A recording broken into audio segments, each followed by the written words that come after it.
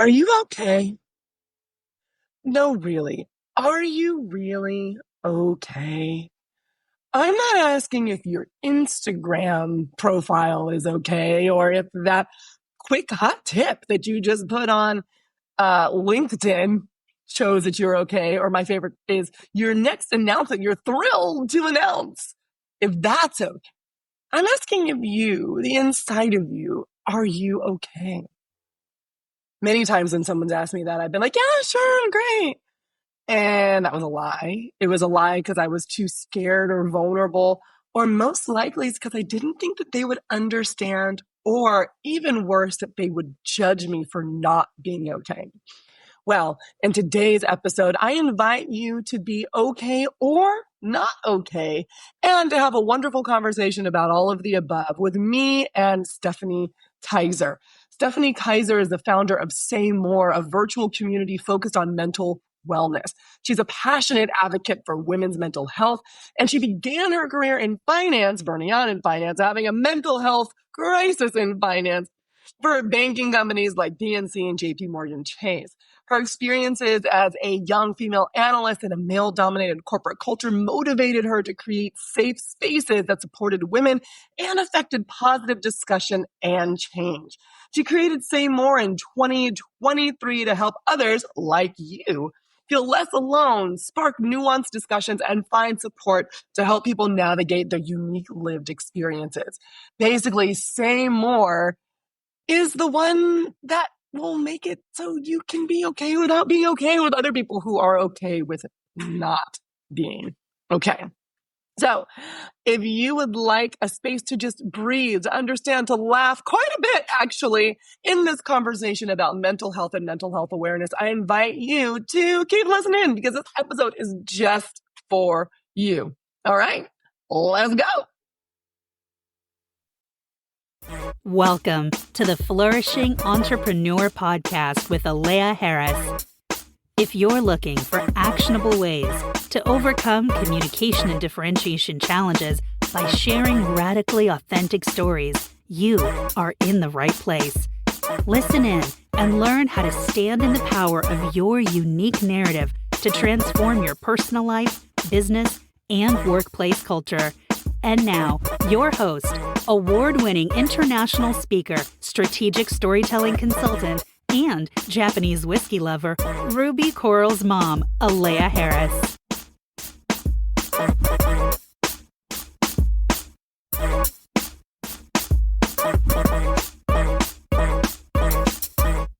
Hey, Stephanie. Welcome to the Flourishing Entrepreneur podcast. How are you doing today? I'm great. Thanks for having me. I am thrilled to have you. It's going to be a great conversation. But before we get into our hard-hitting topics, can you please let everyone know who you are and what you do? Yeah, so I'm the CEO and founder of Say More, which is a virtual mental wellness community for people to find shared challenges, curiosities, and goals and connect online and hopefully make the internet a more fun and safe place for people to be. So who's the type of person that should sign up for Say More? Yeah, so I always say more is for everyone, but in the big wide world of the internet, what I really want to bring people together around is women's health. And so I think we as a community have specific health challenges that I've been hearing a lot just from the work that I've been doing. And specifically, we encounter very different circumstances and, from like pregnancy to, just mental health challenges in the workplace. So I really want to see women coming together online and talking about these challenges and finding real resources that work for them. Predominantly, the healthcare space has been mostly for men. So that's just statistics. And I'm looking forward to hopefully changing that a little bit through Say More. Got it. Love it. I want to talk a little bit more about how you came to create Say More, because that's not just something random. You're like, I want to take up knitting today. It seems like there's a little bit of a story behind there. So can you talk about the pivotal moment that led to you founding this? Yeah, so I always thought I was just going to work as a corporate woman for the rest of my life in middle management and be happy with that life. And quickly found out when the pandemic hit and just going through my own mental health challenges with depression that this was not going to be my story of just keeping quiet and working in the finance world as a young woman and just going through those challenges specifically. I wanted to be a part of so many other things, something so much bigger than myself. And I found a lot of my friends and family were experiencing similar things. And it kind of all came to a head when the pandemic hit and, we're all locked away. I was really struggling with my depression and I had never told anyone in my life about it really. I was very good at hiding it and very high functioning. And it just got to a point where I said, I can't do this anymore from a work standpoint and just even hiding it from my friends and family. And as much as I have a great support system and I've always felt safe around them, I also felt when I was telling them my story, they didn't understand. And that's okay. And not everyone's going to understand, but that left me feeling a little more isolated than I would have liked. And they worried about me. And of course, when someone you think is perfectly okay their whole life and they start telling you about their mental health issues, it sounds worrying, but I really desired to talk to people who knew exactly what this felt like, where it didn't look exactly like depression sounds like, where you can't get out of bed. It felt heavier. It felt different. And I took to the internet like most young people do. And I wanted to find a place beyond social media and beyond Reddit, to be honest, where I could just have real conversations with people who were like, oh my God, I'm depressed too. And my life doesn't look like it either, and it doesn't sound the same, but sometimes the world feels so heavy. And I've just felt that so hard that everything was on my shoulders. And I wanted to share that with people and have them nod and say, me too. And that's kind of the inception of Say More. I always tell people that I would have loved for Say More to already exist. So I didn't have to build it because that was just the space where I was at. And, as soon as I started talking to people more and realizing like, where do people go for this stuff beyond, again, like influencers who talk widely about it, I wanted to find normal people like myself who we could just sit in a room or online in a room and just say like, yep, this is how I feel. This is how you feel too. It's okay. So I just wanted the permission and the understanding. And I said, fine, I'll build that community online. I just believe in the positive side of the internet so much. I've seen it in my life and I wanted to keep building that space from my heart. And that's how Say More kind of came to be. That's a wonderful story. And you said you wanted people that were like nodding. I'm sitting here nodding like, yes. I've had my own postpartum depression story, my postpartum depression journey. And my daughter's almost 2 and it still will pop up every once in a while. They say that I don't even know if this is true. I haven't gotten there yet. So I'll report back when I do that when it takes about 7 years for you to feel like yourself. It definitely is not 2 years because I still don't feel quite like myself. And I don't think I'm ever going to feel like the woman I was before. But we'll see. I'll report back after 7 years what it is. But it's also some of those things that people just we don't talk about. It doesn't look like what it's supposed to. And then I look at women that have they're like, oh, I have 202 or 203, and it's just like, oh my God, how do you mentally do that? And everyone is different, but there was no way in hell for me. So right. I'm glad you created a community for this. Well, and I know this is about me, but I am curious, who did you talk to when you first started feeling those things? Did you feel like you could have those conversations as well? I was really blessed where I had a doula that also did postpartum care. So my doula and I had lots of conversations around this. And then I had my baby at Kaiser Panorama City here in California. Yep. Shout out to them because they have really good resources that you can get super easily, without any red tape or anything. And they, right after the baby comes, they talk to you about signs of postpartum depression, what it looks like. They give you all the paperwork. They check up on you. Okay. They make sure that and so I joined a postpartum depression group of other moms. It was virtually. I got a therapist through that, and it was easy peasy to do through them. So I was really grateful for that. But it's also hearing what everybody else's experiences are, and that you're right, it doesn't look like it does on the TV, right? It doesn't. I mean, people think of depression do you remember that? It had to have been a depression ad, the little blob. Yes. Commercial. Yes. Right? And I'm like, well, I mean, yeah, I have felt like that, but that's not always how it feels. But I think that the commercial was really successful. So I think it colored a lot of people's view, right?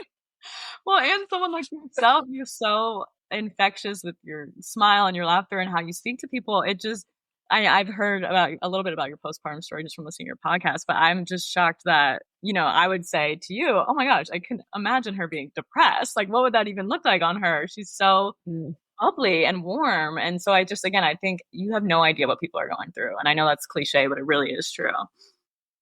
It is very true. I tell a story about how I was about to do a keynote on stage, and I was bawling my eyes out in my room. It was not super recent after my daughter, but she made this like 4 or 5 months, so recent enough. Yeah. And then I put my pretty dress on, put my makeup on, put my lipstick on, got up on stage, delivered my keynote, and everyone when I got off was like, "Oh my God, I just love your energy. I just love your energy." And that was the moment when it was a key point in my own depression journey when I realized that there was the energy that other people were feeling was the energy from spirit, source, universe, God, whatever word you'd like to say. And that it was flowing through me to them, which meant that it was still flowing through me, even if I didn't feel like it. And it gave me that hope that there was something else happening besides the sadness. There was my internal rescuer there, and that it would eventually be okay because I wasn't completely going on my own in this world. I love the way you said that. That's insightful for me as well. The energy that comes through beyond the depression is so important because you're not just one thing. I don't know if that's also something I struggle with. Yeah, you're not just one thing. And then if my husband also gets the bubbly or whatever, because this is just how I am. I'm not like putting on. I feel like if I had to like put on to have this level of energy, I'd be exhausted. Like if I was like secretly like an introvert, right? But like, he sees me all the time. So he sees the ebbs and the flows, and it's not always like this. But like you say, when people only have interactions with you on social or in a speaking engagement, it's hard to believe. So I'm glad that you built a community where people can be their unbelievable selves openly and have conversations about it. Exactly. So in this community, there's lots of stories that I'm sure come out and lots of good conversations. If you had to kind of think about the conversations that you've had either with others in your community or with yourself around the stories that we tell ourselves, how would you say that they've impacted your trajectory and those of the people around you? Yes. So, I mean, we live in our heads. That's the place we are most 100% of the time. And so, even just as a entrepreneur and especially as a woman, we can be our hardest critics. I think it's really easy to get stuck in what's the point? Even when I'm like depressed, I'm not even an entrepreneur yet. There's a lot of that language.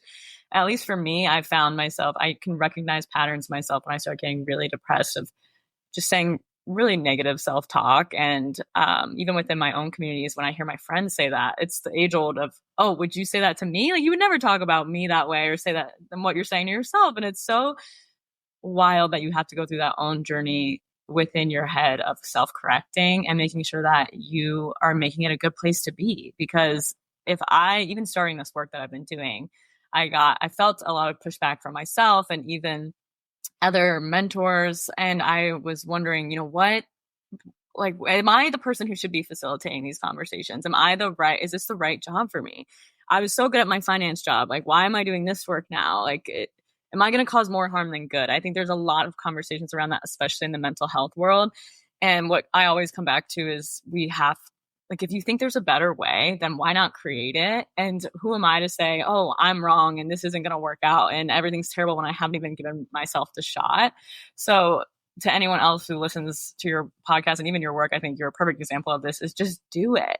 Don't let yourself get in the way because you have no idea how many people are out there who need exactly what you're offering, right? And even listening to you and your energy, it's so refreshing to see positivity around female entrepreneurship and being like, we got this, this is our time now, it's just been really an exciting time for women and across the board. And I just love to see us empowering each other and feeling confident because we belong in all those rooms, so that's where I'm at. It's completely put me on this path sooner than I ever would have thought. I'm still pretty young and it's kind of scary, but I'm so glad I'm here. If I wasn't here, absolutely miserable. So I'm just really happy I made that choice. In the beginning, you told the story of how you founded this community, and it flowed so easily, very eloquent, very nicely done.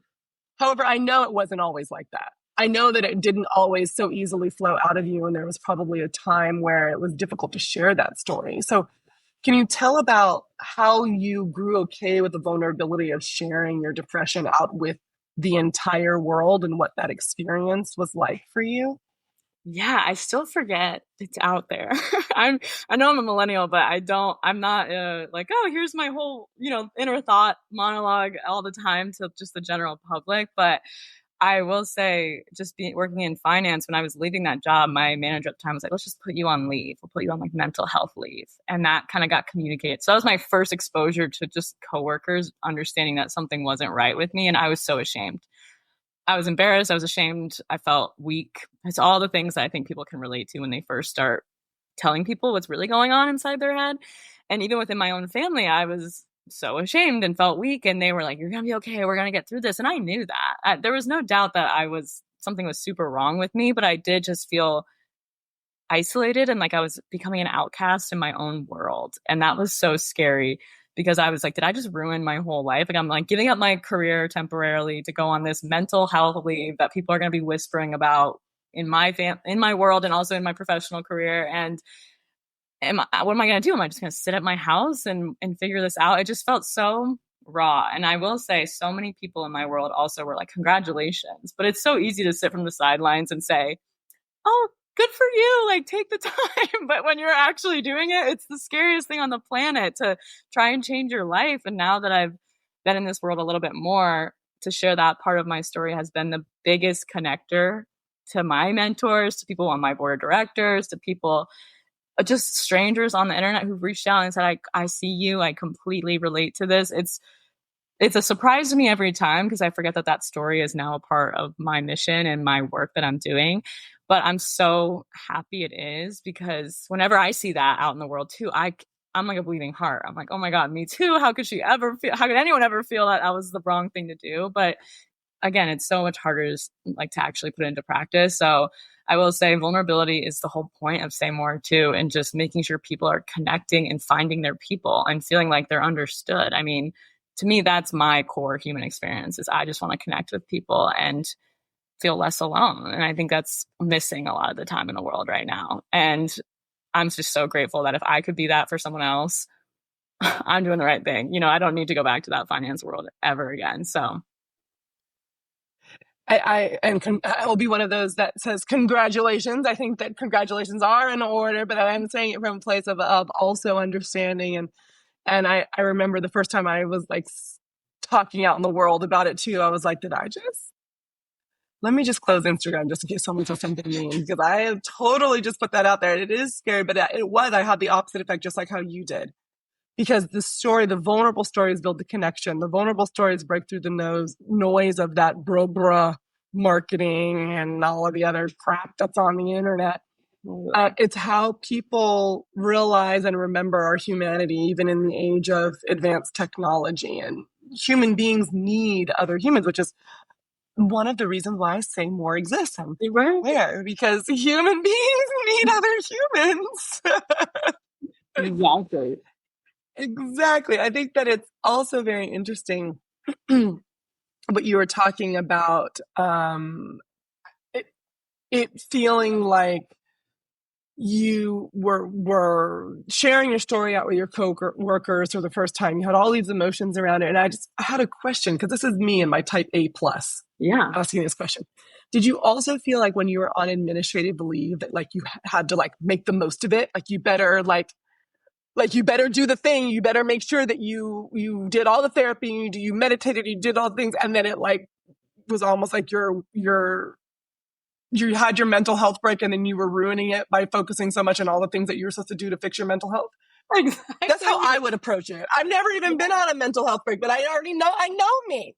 Right. That's how I would approach it. I'm the exact same way. I'm like, okay, so every day we're going to be doing this. Like I was so structured afterwards. It was like, what's next? This huge pause in my life of like, okay, now what are you going to do? you did the big scary thing, but now what? And you kind of look around and I was like, okay, I'm going to do therapy twice a week now. I'm going to up it. I'm going to go on my mental health walks. I'm going to be making fresh food every day. And it just turned into this like version of my mental health break that was really not helpful at all. And I got to a point where, because I did feel pressure from my job, so I'd be like, okay, so let us know when you're going back. Like, it wasn't necessarily like a true take your time. And even talking to a therapist, I was like, I don't think I'm doing this right. Like, it feels worse now that I'm like just Yeah. Because now I've turned my job into my mental health job, my mental health 5-point recuperation plan. Like, literally. And then my therapist was saying there's such a thing as too much reflection, because then I was going into I like your therapist. Literally, she's perfect for me, on me, because I was like, okay, so my childhood, like I was going through every single thing, and she was like, I think you fix me. Here are the key points that commonly trip people up, because I have things to do. So let me just breeze through these, fix me so I can go back to work. Yes, so I can button this up and call it like a cute little mental health break, and then I figured it all out and I'm back to normal. Like, absolutely not. That's the biggest. It was what is it? What are the kids saying? It was very demure, very cutesy, very demure. I wanted a very cutesy, very demure mental health break. Yes, and it's just so funny because I was so insecure about that. And then and when the conversation came, I think it was 3 months you get, which was very nice. I will say that. But I still was so stressed the whole time. I'll give you that as well. And when I decided I for sure wasn't going back to work, a lot of people had reached out to me and were kind of, I don't know if they were frustrated, but I felt, maybe that was me projecting. I felt they were frustrated with me of like, oh, you just went on this break and you're not even coming back. But I haven't told this to anyone, but then I saw a couple coworkers do the exact same thing. Like a year later, they went on a break, whatever that meant to them, and they didn't come back. And I was like, you know what? If I was the inspiration for that, even in like a shameful way, then fine, whatever. I'm just happy people are starting to take care of themselves in a different way, because it doesn't sometimes, especially with the job I was at, there's no such thing as work-life balance. That's not what they're trying to do. They're like, we appreciate you, but we want you back. Like, you're here to work. So yeah, I think that there's a lot of false tear in the corporate space. Not everyone, because there are companies who I think do genuinely care, or it just really attached to their values. Like, I don't drink Arizona tea because it has a lot of sugar in it. But like, yeah, the Arizona Tea Company, like they set it up where like the founders only they capped their own salary. They pay everyone a living wage. Like, but that's like very far and few in between, because they're attached to their values. And then they're looked at this as like this hippy dippy company. I was like, no, they just are like realizing that they're humans that employ other human beings, and it's not all automatons, you know? Right. And I feel like I was just talking to a few other friends about this. You lose some of the best people who are really good at their jobs because they're really good at their jobs, and they kind of pulled into all these other roles. And to me, I'm like, that's the natural order. Like, if you're going to have these really great people and work them to death, or have them do 5 different jobs for the price of one, it's just, to me, it makes sense that people are going to leave and try something new. And to me, you should expect that as an employer. I would be shocked if you were like, oh, why aren't they loyal? It's like, well, we're not in that normal. Well, yeah, that's done. Have you looked in the mirror? Have you looked in the mirror? I can give you a hint. It's interesting though, because it sounds like we have very similar thought process, for better or for worse.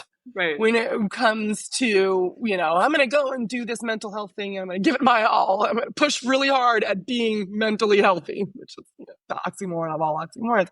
But there is a sense of what like success and failure look like on a mental health journey. And I don't think that it's the same as, like a project success or failure that you might have at work. But then I would imagine, and this is a question, although there's no question mark yet, but I promise it's a question. I would imagine that in your work with Saymore, there's also a different sense of what success and failure means. Like, what does it mean to have a successful mental health community? What does that look like? And what does it mean if you fail? What does failure look like? Especially coming from a sense of, it's a community. You're not positioning yourself as the white knight on the horse coming to save everybody, right?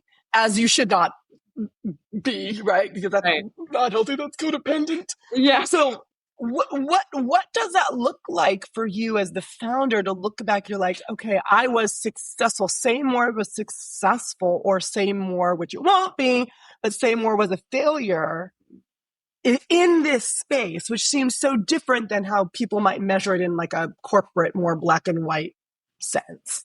100%. I mean, especially coming from the finance world, everything was numbers. I'm a numbers person, so it's really easy to now go into this space and numbers it out, but that's just not how it's going to work now. So I've had a lot of fixing my brain on that. But I will say with Say More, I like to think of it as almost the stern older sister.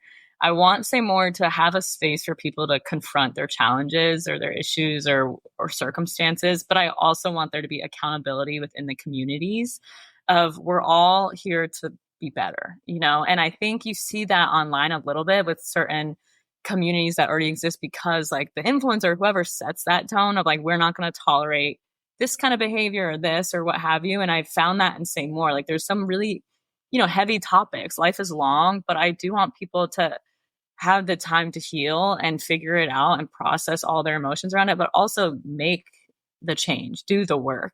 I just don't. And I think a lot of people want to do that. I think there's a lot of perspectives where, yes, it gets better, but that journey of it gets better is long and ugly. And there's setbacks and you know, great moments as well.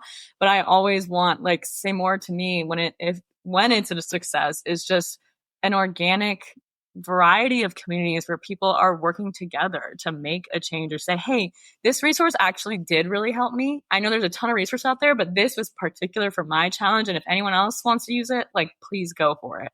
I want it to be that shared space, no gatekeeping, and just people saying, oh, okay, that makes sense. Okay, I need to be doing this next then, because that makes the most sense as well. I want people who have experienced their, whatever it be, their challenge or their mental health journey, to have other people who know what it's like, but also the solutions / you know, resources are there as well. It's not just a place for us to like rage bait or anything. And that's a success for me. A failure would be if it becomes like any other place on the internet where everyone is just super hateful. There's no motivation to do anything about like their circumstances or their life.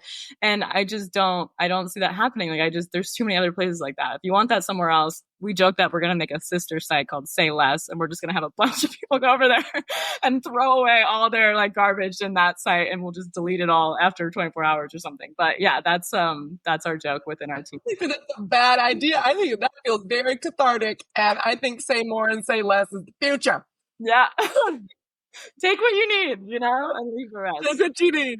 Yeah. Yeah, I love that. And welcome, by the way, to the wonderful wild world of entrepreneurship, where people like to vilify all of the things that will cause them to be not successful, that will cause them to be failures. Oh, it's the economy, the interest rates, it's an election year, the algorithm, right? Any of the reasons that we can think of, we will make it an external problem. Where my perspective, and I know I'm 100% right on this, is that the only thing that can get in your way is you. Because people have had countless stories over and over and over. The enslaved people, disabled people, right? Men, women, short, fat, all the people that have been able to overcome their circumstance. Now, that doesn't mean that like overcoming is easy, but right. Yeah. It's, for me, the beliefs that you hold in your head and the things that you expose yourself to. So, Stephanie, I'm going to ask you to be very vulnerable right now. Are you ready? Yeah. Breathe it in, take a deep breath. What are the limiting beliefs that could get in your way of making Say More successful? I am looking at my affirmations on my desk as I speak, because they're the exact. So it's the opposite of the affirmation? So that I'm not capable of doing this work, that this doesn't work out for me. No one cares. No one wants to help out. No one's interested. And you can find that anywhere, like you just said. Everywhere there's a reason to not do something. And I know my barometer and my North Star this whole time is that if I would use it, or whenever I talk to people about Say More and they're like, oh my God, I would use this for my infertility journey or what have you. I'm like, okay, there's a space for this, you know? And just because it doesn't exist or your journey doesn't look super straightforward does not mean it's not needed. It does not mean you won't be successful.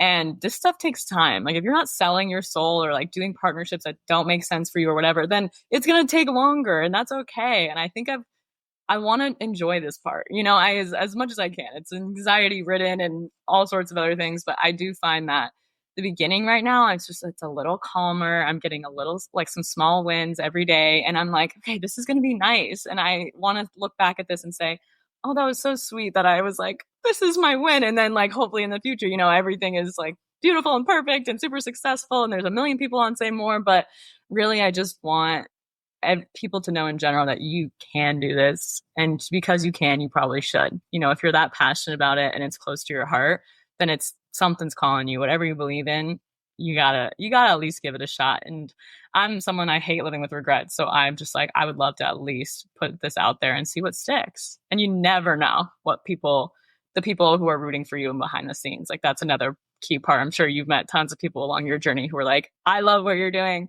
how can I be a part of it? You know, and that's also the best surprise of it all, and the power of the internet too. So Yeah. Not only do you never know who is rooting for you, but you also don't know how long they've been rooting for you. Ooh. So my book, Spark the Stage, just came out. Go buy it on Amazon, by the way. You and all of my dear listeners out there, if you have not purchased the Spark the Stage book, I don't know what you're waiting for. I digress. There are people that have been on my email list, and I can look, right? I can go and see when they first signed up.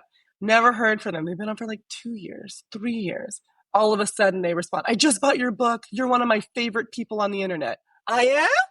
And I love you too, by the way. Thanks for buying my book, but like, we should talk more. Like, so you really have no idea who's out there rooting you on. Or even like one of my new, very lovely friends, Jamie. Well, I was talking to you before. She's a ghostwriter before we started recording. We met through LinkedIn, and we, you know, would post and comment on each other's stuff. Then she's like, I'll pre-read your book for you. Oh, I'll leave a review. I'll do this. And now I'm staring at my desk at the beautiful flowers that Jamie sent me for my launch. She's been like ride or die throughout the launch. She's the only review from her mama's account because she couldn't review on her account on Amazon. The only review I have at this point in time on my book, like ride or die. Never met Jamie in person, nothing. And I know Jamie's ride or die because this is a Jamie appreciation post, by the way. Jamie applied. I'm putting on a speaker event where I'm choosing the speakers with my co-producers at the end of October. Jamie applied. I love her. She would be a great speaker, but she didn't fit the theme. And there were lots of applications and only 10 spots. And so I, with love, rejected Jamie. This is before my launch. Most people would have been like, all right, well, I ain't doing shit for your book then. Forget you. Right. No, unchanged, unfazed.